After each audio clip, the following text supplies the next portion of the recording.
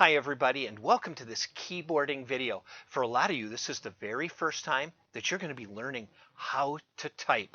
For some of you, you've already had years of experience, or maybe even just 1 year of experience, but you need to be reminded on how to be able to type correctly. We always fall into these bad habits. Now, what some people have always asked me is, why do I need to know how to type? Why do I have to do that? After all, I have a cell phone and I'm really good at using these two thumbs when I'm typing and I'm sending a text message. Well, that's okay for these devices, but it's not okay when you're on a computer. Anytime that you're on a device that has an actual keyboard.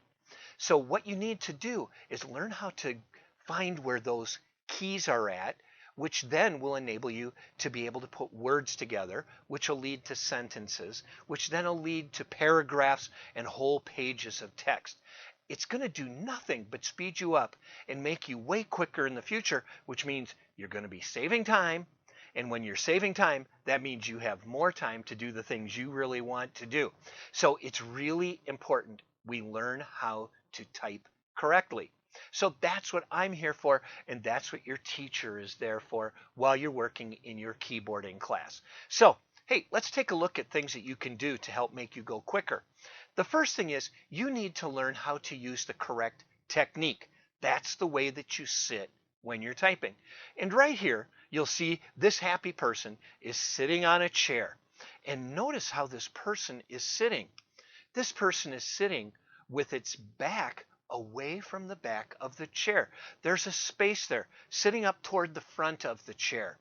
If you sit this way, you're going to be relieving pressure on your back and you're going to be relieving pressure on your shoulders. When you do that, you can sit for a long time at a computer and you won't hurt after you get done being on that computer.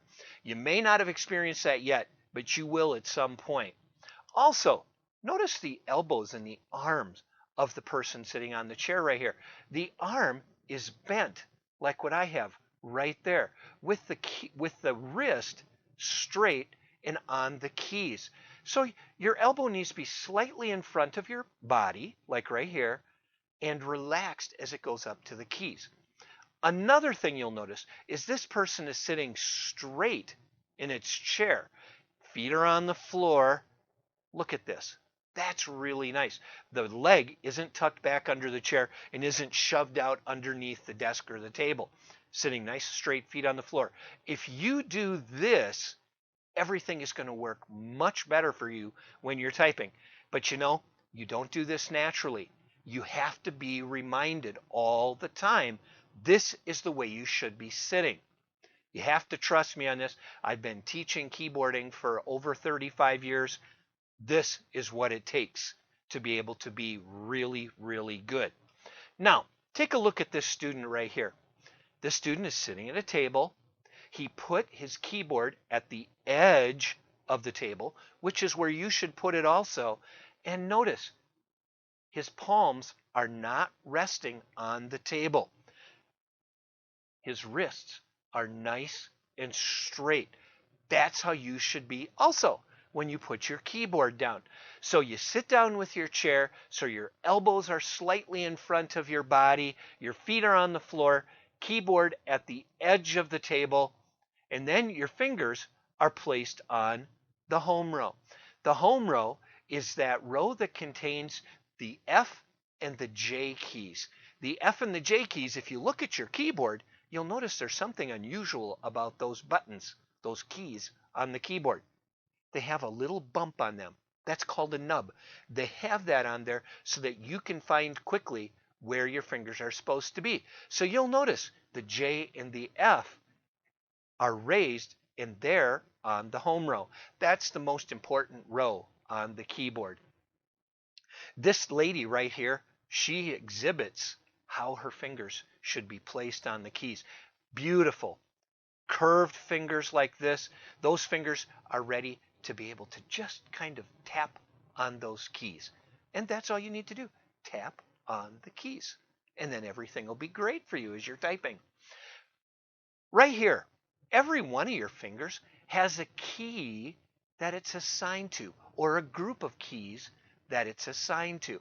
And so you'll notice right here, your little finger of your left hand, it's orange, so it's supposed to push down the keys that you see right there.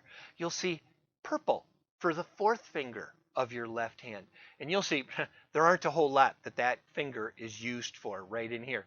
So just look at the color of those fingers and you'll know which keys it's supposed to push down when you're typing. The one that really gets people kind of confused is your thumb.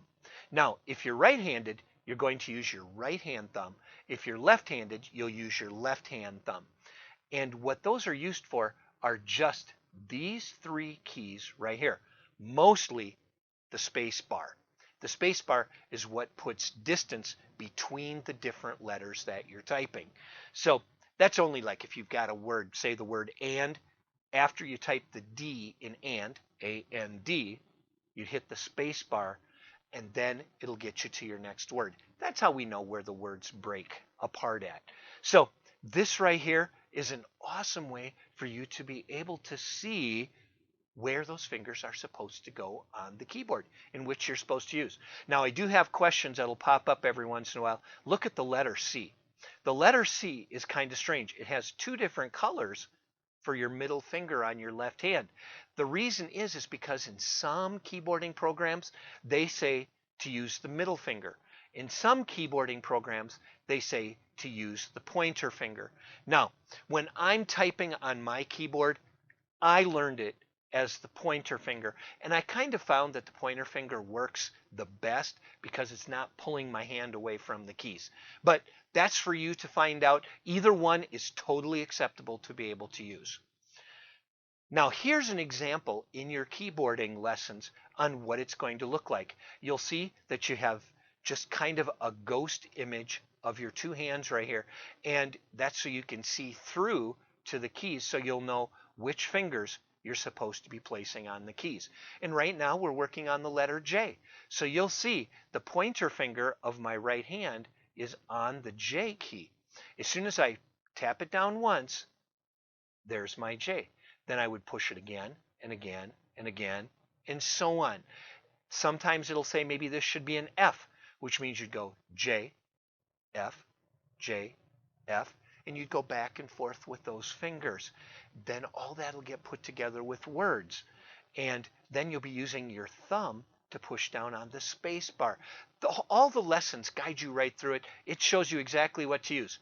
Don't use any fingers in the keyboarding program that are not the ones they tell you to use. So like on this J right here, if you would be using your middle finger or your thumb, or you'd be using your fourth finger, you're not correct. You need to use only the pointer finger of your right hand on the letter J. So make sure you follow that. It's part of your job, not just the teacher's job, to help you through all of this.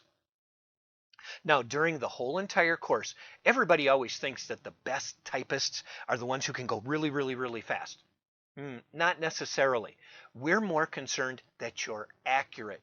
That means that you're hitting the correct keys as you're typing. So always work for typing the correct keys. Don't worry about speed. Speed will eventually be there for you. If you're doing everything else accurate, you're sitting straight, elbows bent, feet on the floor, you're using the correct fingers that the program recommends to you, you're going to do just fine and you'll start to speed yourself up. It's just the way that it works. That's all that practice will do for you. So make sure you're paying attention to all of that. Follow the directions that your teacher gives to you. I will hopefully be bopping by your room at some time, and I'll be able to see you doing your keyboarding also, so I'll be able to see how you're doing. And it's okay. You can brag to me if you're doing really, really well. I don't mind that at all, and I'll be really proud of you.